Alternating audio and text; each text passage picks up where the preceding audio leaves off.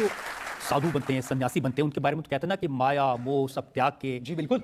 तो Bombay stock exchange में क्या पढ़ाने गए थे आप? हाय हाय हाय, मुकदमा तो बड़ा जोरदार चल रहा है जी। एक रजत जी के रिसर्च के लिए जोरदार तालियां जी। पूरी 100% रिसर्च करके आते हैं जी। बॉम्बे स्टॉक एक्सचेंज में हम क्या करने गए थे? ठीक वही करने गए थे जो आपकी अदालत में करने आए हैं, है ना? ठीक वही करने गए थे जो आपकी अदालत में करने आए हैं।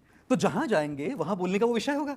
कॉलेज में जाएंगे ये बोलेंगे, बॉम्बे स्टॉक एक्सचेंज में जाएंगे तो money and the usages of money right के लिए बोलेंगे। यूनाइटेड नेशंस में बुलाया गया, वहां क्लाइमेट चेंज और योगा पे बोलने के लिए बोला गया। जहां जाएंगे जैसा देश वैसा वेश बोलने में पहनना ही पड़ता है, और इसीलिए बॉम्बे स्टॉक एक्सचेंज। देखिए, अब आपके चक्कर में क्या हुआ है, बहुत सारे लोग जो आईआईटी से पास किए, आईएम से पास किए, किसी के माइक्रोसॉफ्ट में जॉब थी, वो भी सोच रहे हैं कि साधु बन जाएं, सन्यासी बन जाएं, बहुत कमाएंगे। सबसे पहले साधु सन्यासी बनने का मकसद पैसे कमाना होता ही नहीं कभी।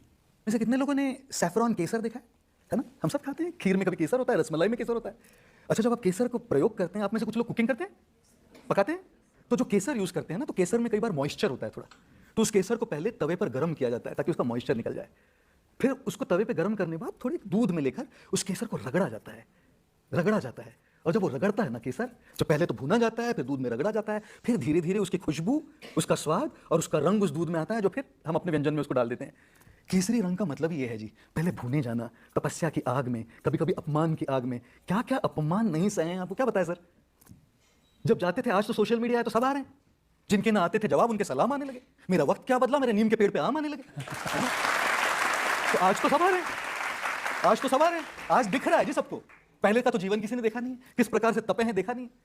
रात के 1:30 बजे सोकर 3 बजे उठकर साधना कर रही है तो किसी ने देखा नहीं है। साधु सन्यासी बनने का मकसद केसर बनना है, जलना, अपने आप को भूनना, रगड़ा जाना और दूसरों के जीवन में रंग लाना, स्वाद लाना, महक लाना।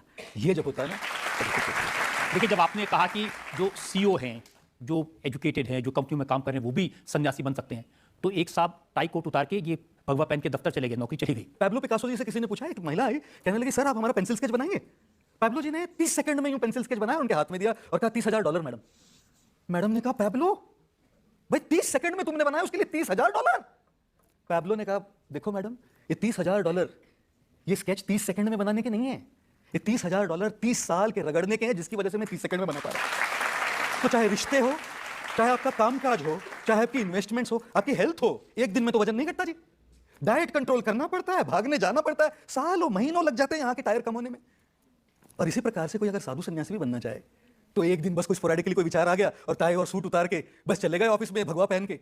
ये क्या हुआ? ये एक यात्रा है, ये एक सफर है, और इस सफर में यदि किसी को अंदर से प्रेरणा आए तो उसे क्यों रोका जाए?